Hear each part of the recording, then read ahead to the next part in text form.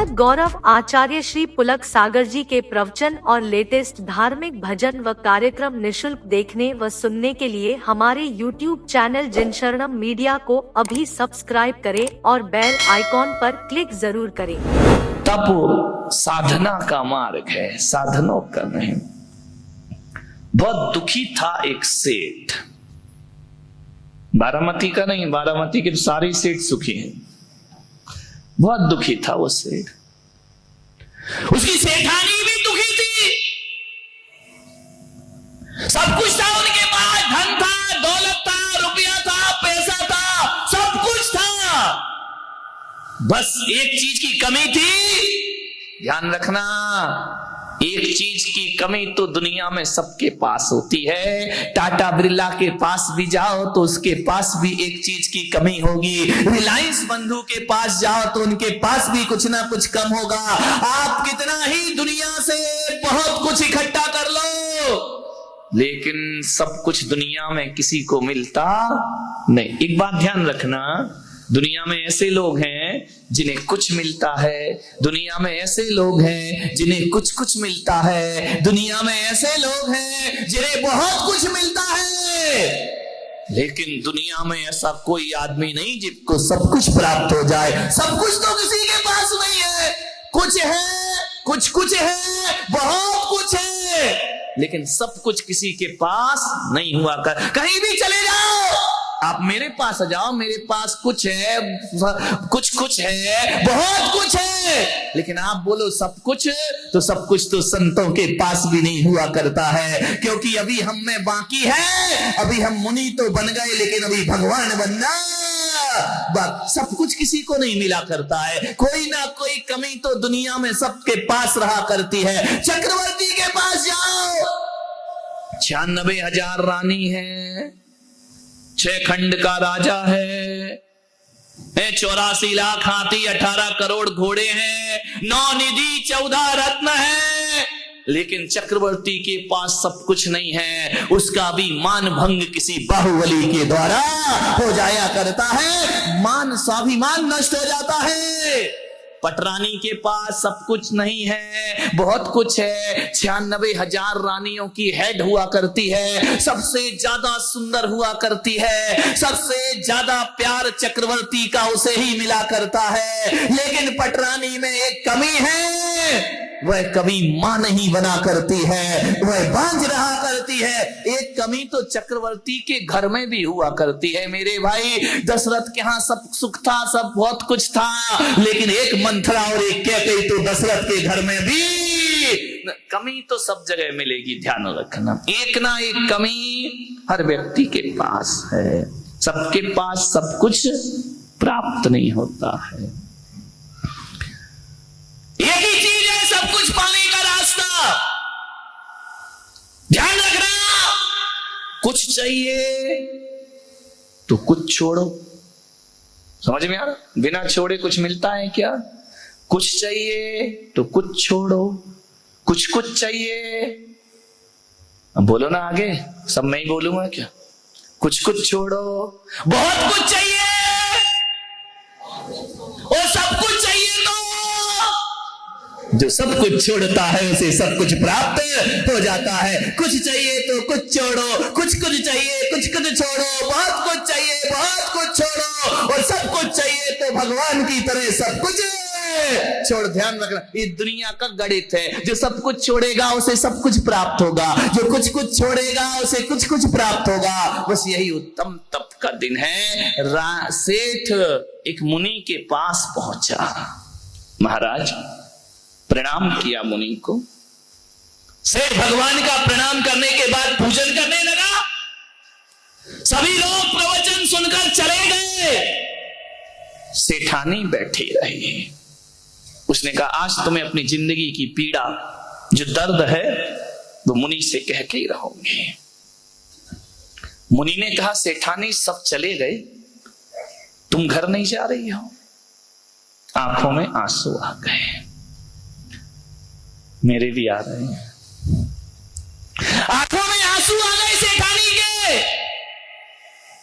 मुनि ने कहा, कोई गरीब रोए तो बात समझ में आती है, तू नगर सेठ कि सेठानी आंखों में आंसू क्यों हैं? बोले मुनिवर बहुत कुछ मेरे पास है, संतान नहीं है मुझे। मुनि ने कहा संतान नहीं? बोले हाँ। बोले ये दुख हमें खाए जा रहा है कि हमारी इस विरासत का वारिस कौन होगा? अपार दौलत है महाराज हमारे पास, लेकिन संतान नहीं है। मुनि ने कहा सेठानी तुझे संतान होगी, होगी। इतना सुना कि रोम रोम में खुशियां छलक गई, फिर आंखें भर आई, मुझे संतान होगी। बोले जरूर होगी, लेकिन एक बात ध्यान रखना सेठानी, दुनिया में कुछ मिलता है तो कुछ छूटता है। अब छूटने की बात क्यों कर रहे हो महाराज?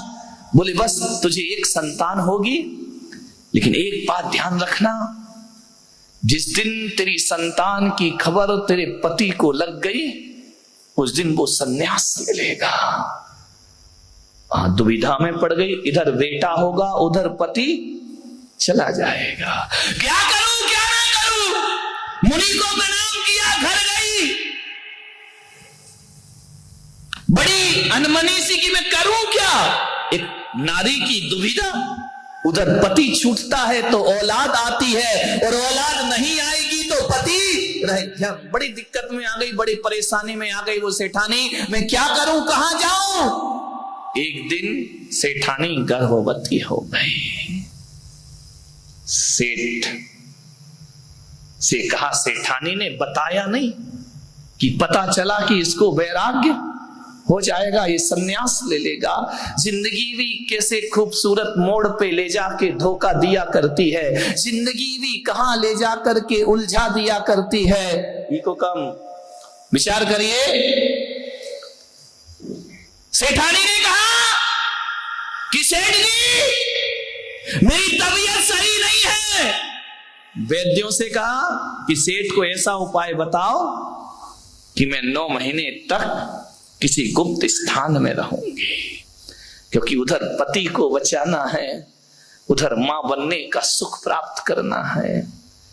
सेठ ने कहा कोई बात नहीं, यदि सेठानी की तबीयत खराब है तो नीचे जो तलघर है उसमें सेठानी की सारी व्यवस्था कर दी जाए। वैद्यों ने कहा कि किसी की नजर भी नहीं पड़ना चाहिए सेठानी पर। सेठ ने कहा ऐसी क्या बीमारी है?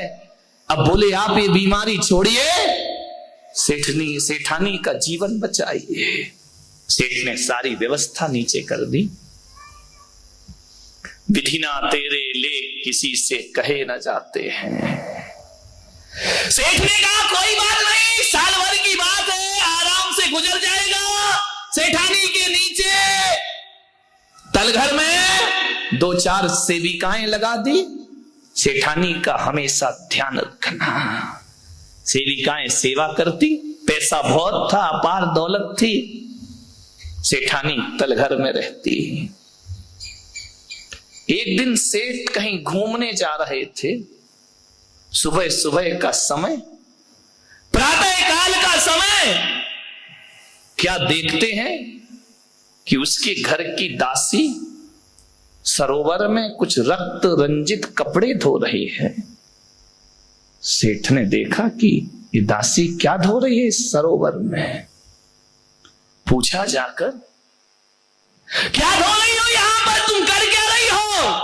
घबरा गई दासी। सेठ ने कहा तेरी आंखों में घबराहट दिख रही है, बता तू क्या किया तूने, क्या हुआ है? उसने घबराहट में कह दिया, सेठ जी आपके घर में पुत्र का जन्म हुआ है। इतना सुना सेठ ने कि मेरे घर में पुत्र का जन्म, गूढ़ गर्व मुझसे ही छुपाया गया, मुझे ही नहीं बताया, मेरी ही पत्नी ने, और कहा कि स्वास्थ्य खराब है इसलिए तलघर में रहूंगी। मुझसे मेरी औलाद छिपाई गई, मुझसे मेरे सत्य को छिपाया गया सेठ घर।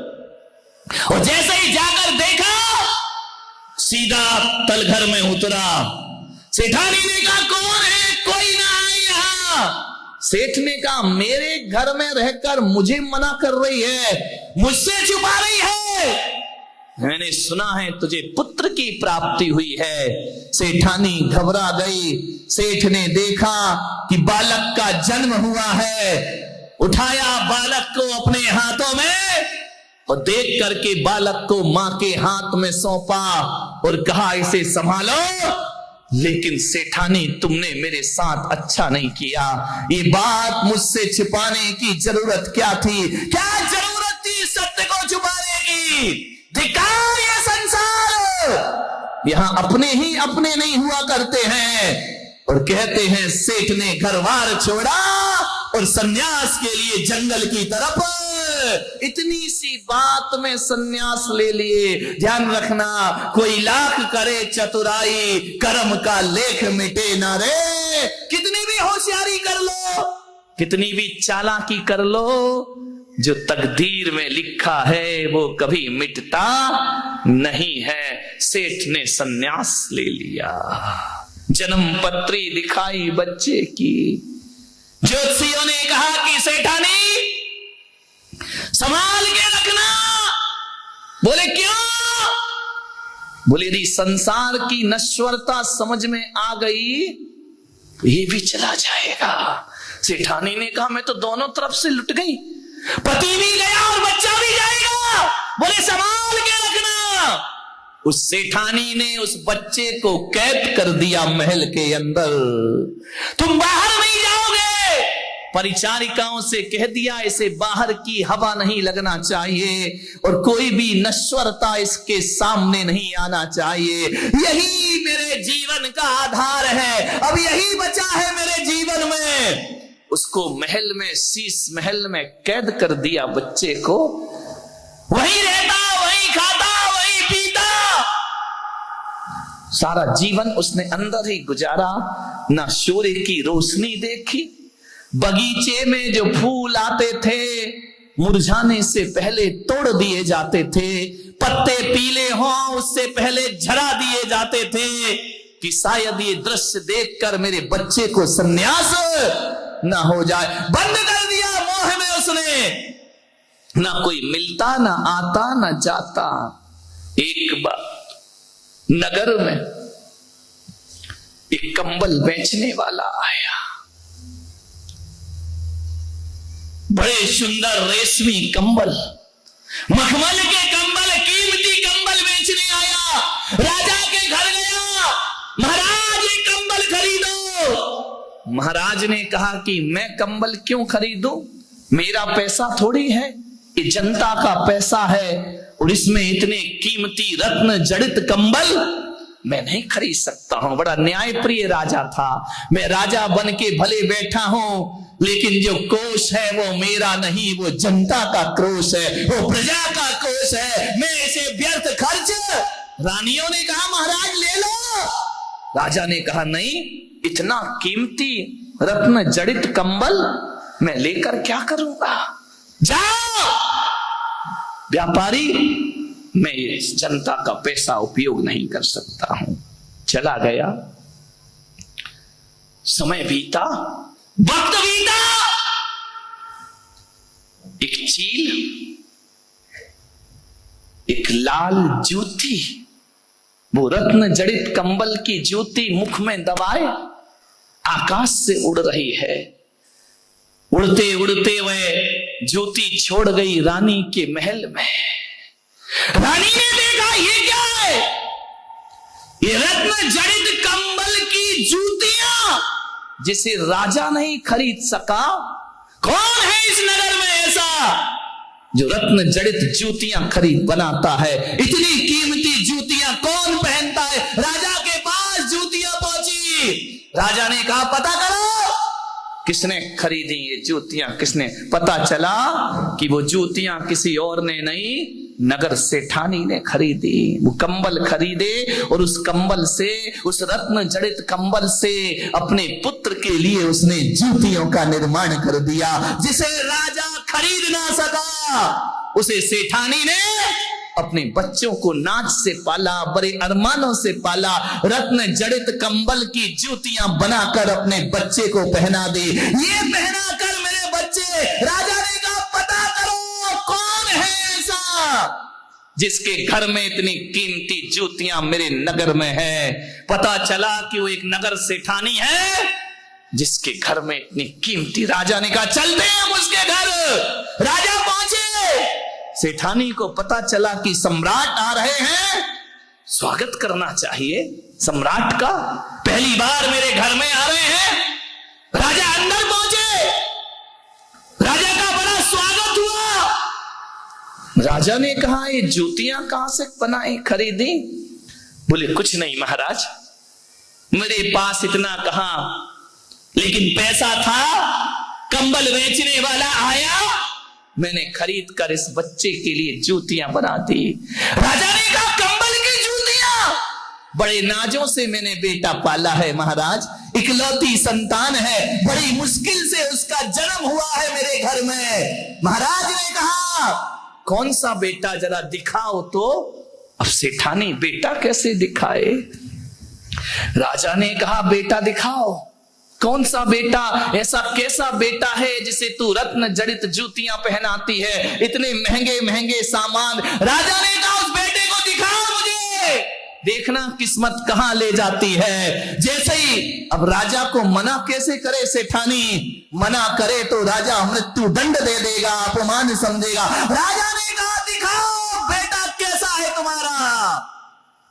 मना कर ना सकी, ले गई ऊपर महल में। महाराज ये मेरा बेटा है। राजा ने देखा, आरती लेकर चल रही सेठानी आगे आगे, बच्चे की आंख से छल छल आंसू बह रहे हैं। सेठानी ने कहा भोजन करो महाराज। बच्चे को बाजू में बिठाया, बच्चा बैठ ना सका, तकलीफ हो रही है बच्चे को। राजा ने कहा बेटा तुम खाओ। उसने चावल मुंह में लिया और थूक दिया।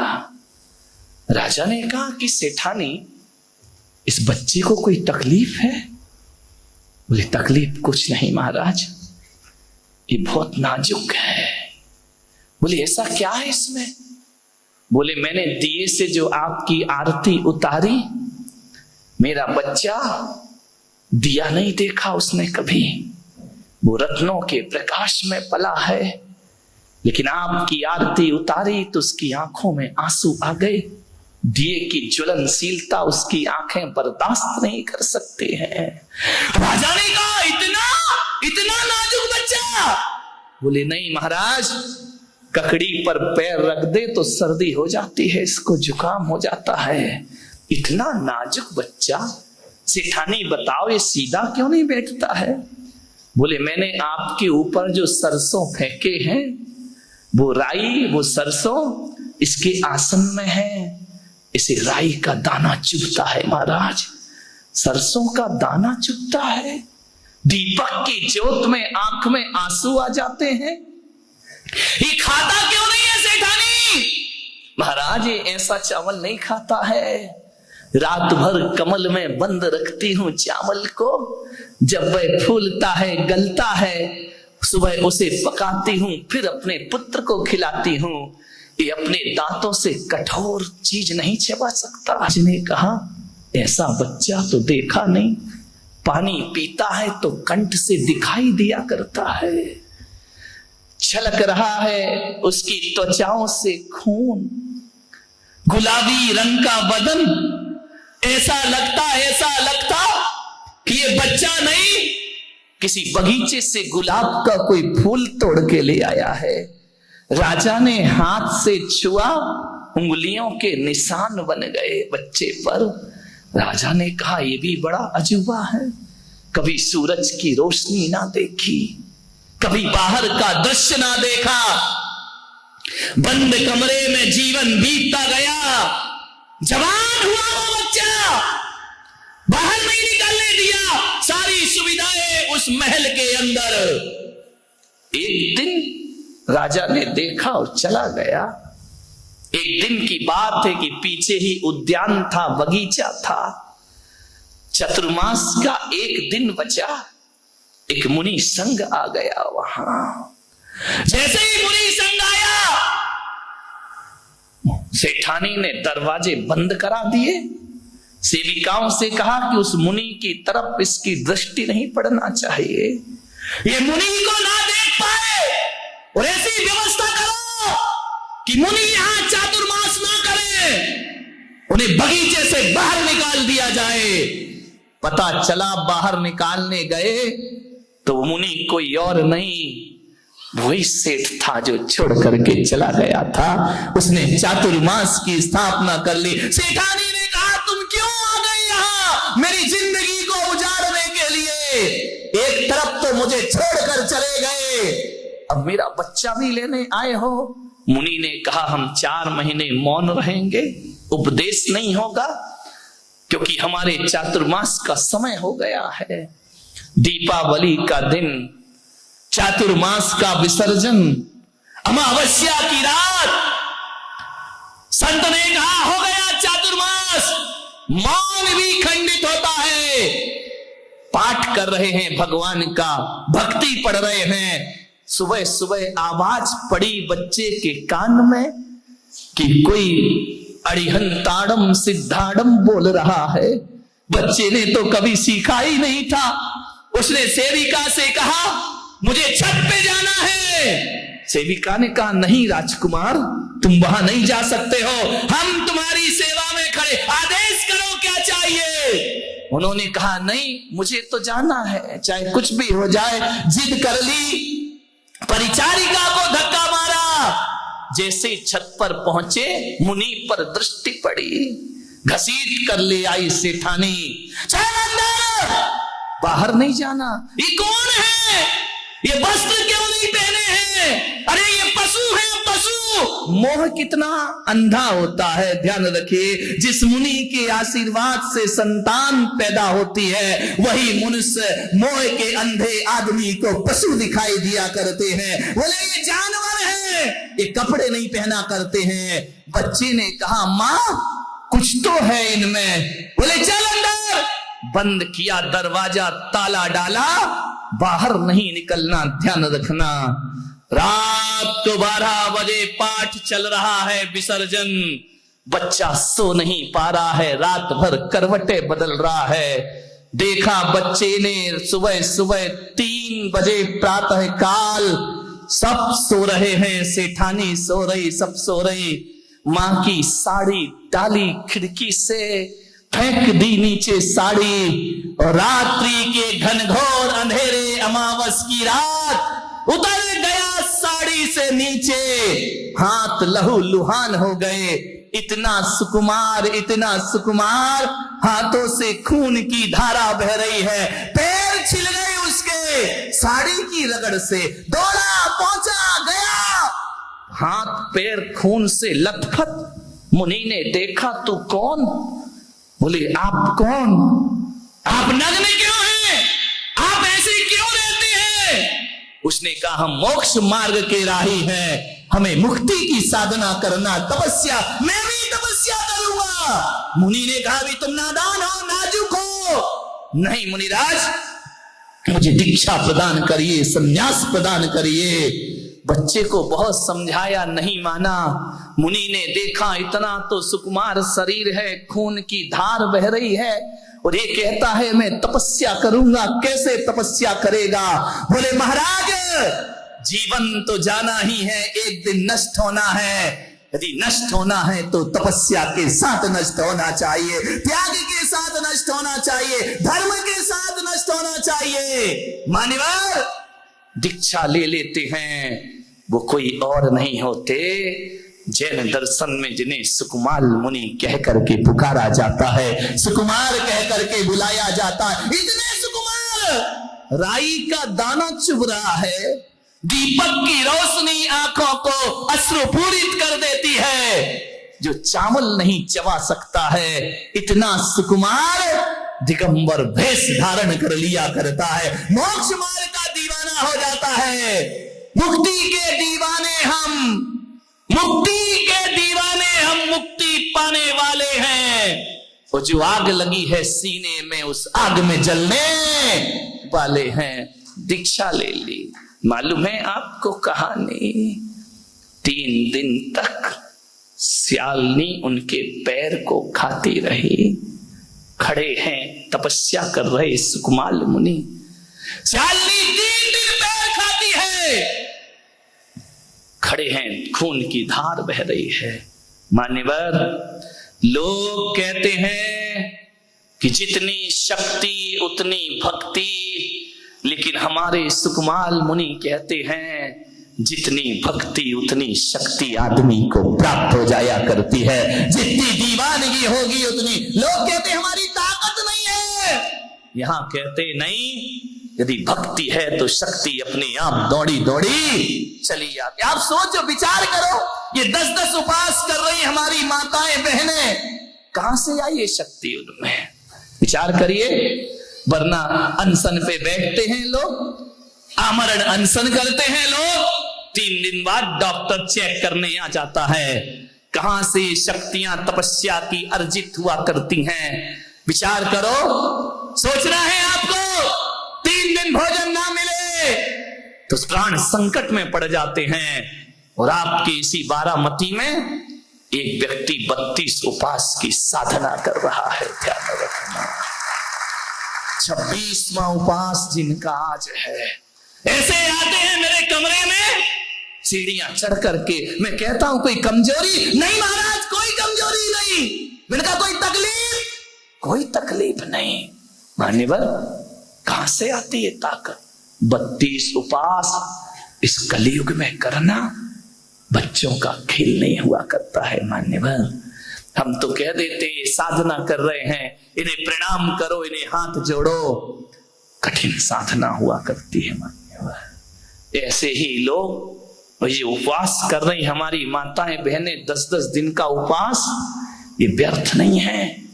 ये मान करके चलना कि इन्होंने जिंदगी की भूमि में मोक्ष का बीज बो दिया है। ध्यान रखिए, आज नहीं तो आने वाले कल, काले वाला कल नहीं, तो जिंदगी में ध्यान रखना, बीज आज बोना पड़ता है, फल बाद में मिला करता है। ध्यान रखिए, ये 10 लक्षण धर्म की साधना, ये तपस्याएं, ये साधनाएं मान्यवर बच्चों का खेल नहीं हुआ करता है, बहुत बड़ी साधना है।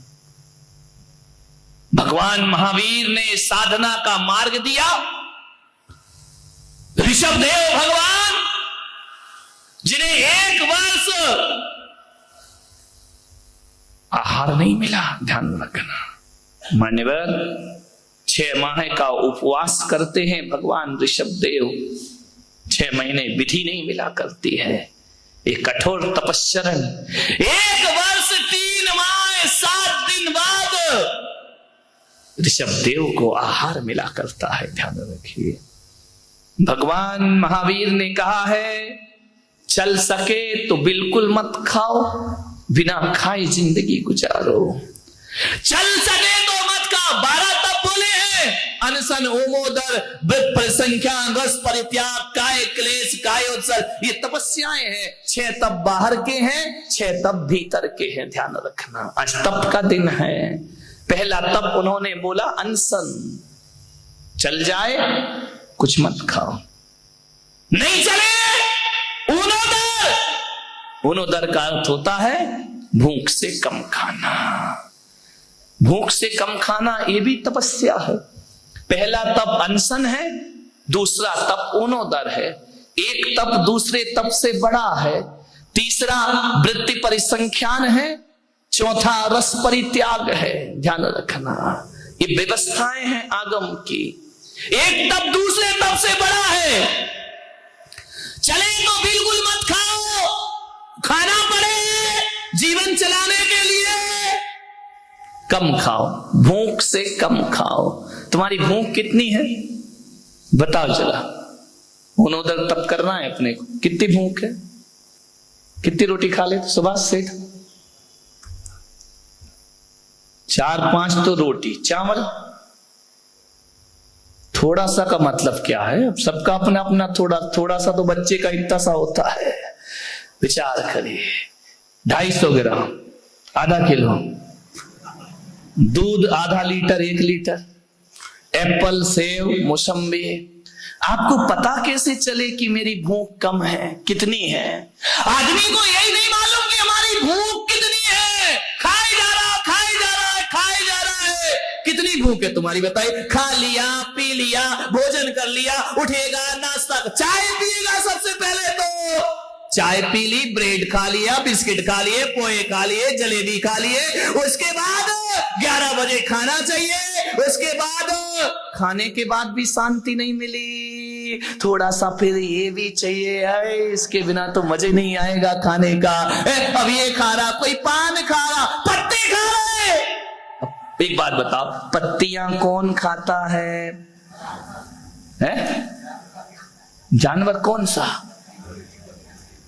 बकरी, बकरे, यही तो पत्तियां खाते। पान क्या है? क्या है? और खा रहे हो तो तुम क्या हो? विचार करें, आज मत बनो बकरे, ध्यान रखिए, विचार करिए। आप पान मसाला खा रहे हैं, वो किसी ने रास्ते में बोला आओ यार थोड़ा ठंडा पी लो, लाओ ठंडा भी पी लेते। थोड़ी देर चाय पी लो, लाओ चाय भी पी लेते। थोड़ी सौंफ भी खा लेते, सुपारी भी खा लेते। कितना खाता है आदमी, कितना खाता है। एक आदमी तो ऐसा है कि रात को पान मसाला दबा के सोता है, सवेरे तक दबाई रहता है। ध्यान, कितना खाता। दिन में खाता आदमी, दिन भर खाता है आदमी, रात में खाता है। कई तो ऐसे हैं जो पर्यूषण में भी रात में। कैसे कल्याण होगा तुम्हारा बताइए, सोचिए। कहां महावीर का धर्म, कहां जिनेंद्र भगवान का धर्म, कहां आप विचार करिए।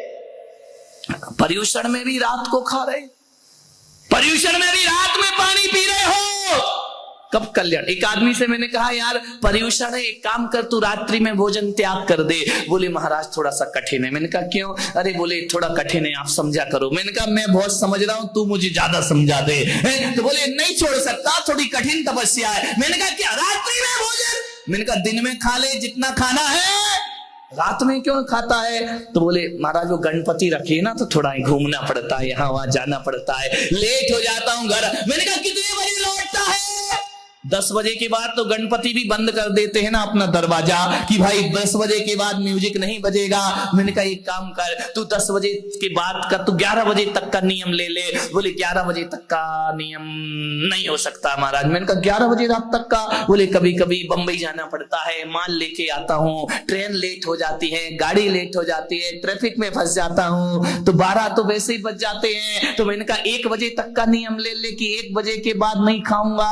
अरे बोले महाराज 1 बजे के बाद भी थोड़ा सा मुश्किल है। मैंने कहा क्यों मुश्किल है? बोले कभी मैच चाहते टीवी देखने लगता हूं तो देखते देखते थोड़ा सा खाना पड़ता। अरे मैंने कहा 2 बजे रात तक का ले ले। बोले बोली कठिन है। तो मैंने कहा एक काम कर, जब तक आंख बंद रहेगी तब तक का नियम ले ले कि मैं सो रहा हूं तब तक रात्रि में भोजन नहीं, जब तक आंख नहीं खुलेगी। बोले हाँ ये नियम ले सकता हूं। फिर थोड़ी देर बाद बोला महाराज ये भी नहीं पल सकता है। अरे मैंने कहा आंख बंद में अब क्या तेरे मुंह में कोई डाल रहा है खाने को? बोले डाल नहीं रहा महाराज, नियम नहीं पल सकता। मैंने कहा क्यों नहीं पल सकता? बोले रात में सपने में खा लेता हूं। तेरे की आदमी कहां से तपस, सपने में भी खाना नहीं छोड़ दिया है। विचार करिए आप। करहूं तपस्या देसो, ध्यान रखिए तपस्या का मार्ग है। 4 तत्व भोजन से संबंधित हैं। अनशन खाना ही नहीं, उनादर कम खाना, वृद्धि परिसंख्यान नियम लेके खाना, अटपटे संकल्प लेकर के। वो विधि मिल जाए तो रस परित्याग, जो थाली में रखा है उसमें से एक चीज निकाल करके खाना, ये तपस्या का क्रम हुआ करता है मेरे भाई। मान्यवर कैसे पता चले कि आपकी भूख कितनी है? कितनी भूख? दिन भर तो खा रहे हो, खा कहां रहे, चल रहे हो भाई। भूख पता कैसे चले? अजित सेठ अपनी भूख कितनी? नहीं नोट की नहीं, नोट की तो जिंदगी खत्म नहीं। आज चेहरे पे चमक है अजित सेठ के, आज बोली अच्छी गई है ना, मजा आ गया। ध्यान रखिए, आपको सोच रहे कितनी भूख है आपकी। आचार्यों ने बताया कि पहले अपनी भूख पता करो, फिर उससे कम खाना। कितनी भूख है, आदमी परफेक्ट नहीं बता पा रहा है कि मैं कितना खाता हूं। आचार्य ने कहा पहले अनशन करो, आज का उपवास करो। ध्यान रखना, उपवास के बाद पेट क्या हो जाएगा, पूरा खाली हो जाएगा। फिर कल देखना कि मैं कितना खाता हूं एक बार में। उपवास के बाद, समझ में आ रहा, उपवास के बाद ज्यादा नहीं खा सकता आदमी। ये 10 उपवास कर रहे हैं, पारणा वाले दिन उपवास कठिन नहीं होता, पारणा कठिन हो जाती है। 8-10 दिन लगते हैं इसको मेंटेन करने में। तो आचार्यों ने कहा कि उपवास करो, और उपवास के दूसरे दिन जितना खा रहे हो, ध्यान रखना, उससे कम खाना। वो ऊनोदर नाम का तप हुआ करता है, उसे ऊनोदर कहा जाता है। ऐसा नहीं कि एक को कहा हमारे बुंदेलखंड में कि भाई उपवास है, तो कल उपवास है तुम्हारा, बोले एक आसन है, बोले एक टाइम खाओगे, बोले हाँ। 10 बजे बैठ गई बुढ़िया खाने को। अब 10 बजे बैठी, 11 बज गए, थोड़ा थोड़ा, बोले मैं दोबारा नहीं खाऊंगी, एक ही आसन में बैठ के खाऊंगी, उठूंगी नहीं। अब उसने आधी रोटी, 1 रोटी, चावल, दाल। अरे बोले उठो अम्मा, अरे बोले एक आसन है, अभी कैसे उठूं? बैठी खाए जा रही, खाए जा रही। अब बोले 12 बज गए, बोले रुक जा, थाली रखी रहने दे, सामायिक भी यही कर लेते हो। उठ गई तो 2 आसन हो जाएगा, उठना नहीं है, एक आसन एक बार में बैठ के खाना है। सामायिक वहीं कर ली, फिर उठी सामायिक से, फिर खाने लगी। रात सो गई थोड़ी देर, फिर उठ के खाने लगी। अब विचार करिए, 3 घंटे नहीं उठी अम्मा। बोले क्यों नहीं उठी? बोले एक आसन है, ध्यान रखिए, ऐसा एक आसन है तुम्हारा। शनिवार को टेंशन शुरू हो गया, बोले क्यों? रविवार आ गया, नमक का त्याग। ये नमक सवेरे से उठी बहू, बोले क्या? बोले बादाम का हलवा बना लेना। अरे तो बोली अम्मा मंदिर जा रही कि हलवा बता के जा रहे? अरे बादाम का हलवा बना लेना। और एक काम करना, दूध आ जाए तो थोड़ा मावा बना लेना। अम्मा जी क्यों? अरे बोले थोड़ी रबड़ी बना लेना। बोले क्यों? बोले थोड़े से गुलाब जामुन बना देना। अरे उसने कहा अम्मा क्यों हो रही है तैयारी? बोले आज रविवार है, नमक नहीं खाना है। तेरे की एक नमक छोड़ गई, इतने आइटम बनवा लिए। बोले आज तो मीठा ही मीठा खाऊंगी, मालपुए खाऊंगी, जलेबी खाऊंगी, गुलाब जामुन खाऊंगी। बोले क्यों? बोले इसमें नमक नहीं होता है। अब विचार करो, बाहरी तुम्हारी तपस्या है, 2 रुपए का नमक छोड़ के 500 का माल खा गई।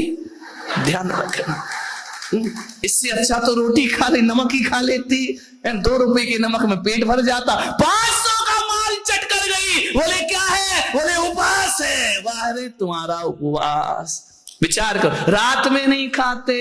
बोले क्या करें? अब थोड़ा सा सिंगदाना को फ्राई कर लीजिए, तल लीजिए, वो खा लेंगे। विचार यही चलता, केले के चिप्स ले आओ। बोले क्यों? रात्रि भोजन। तेरे का त्याग, 2 किलो दूध पी गया, आधा किलो सिंगदाना खा गया, बादाम चल रही है, काजू चल रहे हैं, फ्राई, काली मिर्च डले, नमक डले, घी में फ्राई। कौन बोला महाराज मुंह में पानी आ रहा है? काजू खा गए, किशमिश खा गए। बोले क्यों? हमने कहा ये क्या है? बोले रात्रि भोजन त्याग है। तेरे की, इससे अच्छा 2 रुपए की रोटी खा लेता भाई। ये 500-500 रुपए किलो का काजू खा रहा है, बोल रहा है कि हमारा रात्रि भोजन त्याग है। ये त्याग है, ये आसक्ति है।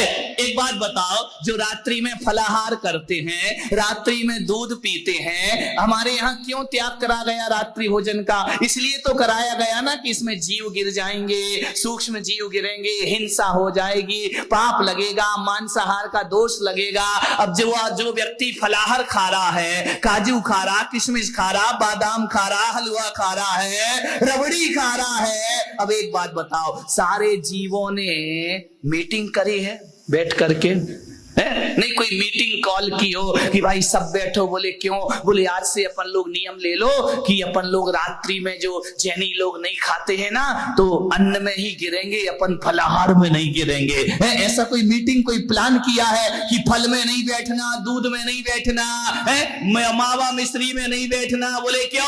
बोले जैनी खाता है इसको। ऐसी कोई प्लानिंग है क्या? ध्यान रखना, जीव राशि तो भाई अन्न में भी मरती है और फलाहार में भी मरा करती है। वो कोई रात्रि भोजन त्याग नहीं है। 900 चूहे खा के बिल्ली हज को चल। ये तपस्या हमारी, इच्छा निरोधा तपहा। ध्यान रखिए, भोजन खतरनाक नहीं, भोजन की इच्छाएं खतरनाक हुआ करती है। पदार्थ खतरनाक नहीं है, पदार्थों को पकड़ने की आकांक्षा खतरनाक हुआ करती है। आसक्ति। आज उत्तम तप का दिन, ऐसा तो नहीं कि भोजन छोड़ के दिन भर भोजन ही याद आ रहा हो। एक आदमी तो ऐसा मिला रामलाल, मुझे ऐसा मिला कि उसने दिन भर तो 14 का उपवास किया और रात को 12:05 पे उपवास तोड़ दिया। मैंने कहा ऐसा क्यों किया? बोले जमाना बदल गया, अंग्रेजी माध्यम से डेट चेंज हो गई, मेरा उपवास पूर्ण हो गया। मैंने तो 5 तारीख का उपवास किया था, 12 बजे की बात तो 6 तारीख लग जाती है, मेरा उपवास पूरा हो गया। इसका नाम तपस्या, इसका नाम त्याग। तपस्या का मन हो तुरंत कर लेना। नहीं तो एक आदमी को मैं जानता हूं, इतना बेईमान, इतना बेईमान, इतना बेईमान। उसने अपनी पत्नी से कहा इस बार तो 10 उपवास जरूर करूंगा। पत्नी ने कहा जा दर्पण में मुंह देख 10 उपवास करेगा है, सुबह से तो तुझसे छूटा, चाय तो छूटती नहीं, 10 उपवास करेगा। अरे तू ज्यादा बहस मत कर, जब मैंने कह दिया करूंगा तो करूंगा।